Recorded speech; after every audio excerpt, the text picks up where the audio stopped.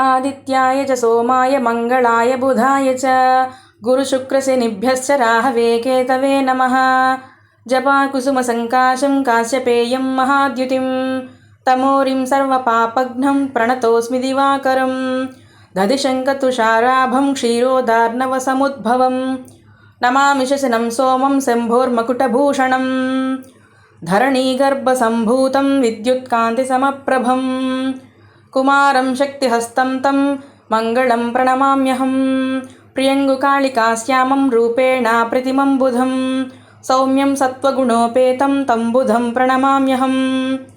देवानां च ऋषीणां च गुरुकाञ्चनसन्निभं बुद्धिमन्तं त्रिलोकेशं तं नमामि बृहस्पतिं।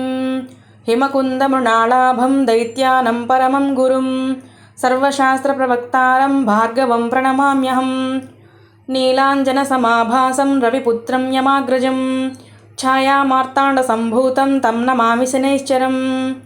अर्धकायं महावीरं चन्द्रादित्यविमर्दनं सिंहिकागर्भसम्भूतं तं राहुं प्रणमाम्यहं। पलाशपुष्पसङ्काशं तारकाग्रहमस्तकं रौद्रं रौद्रात्मकं घोरं तं केतुं प्रणमाम्यहम्।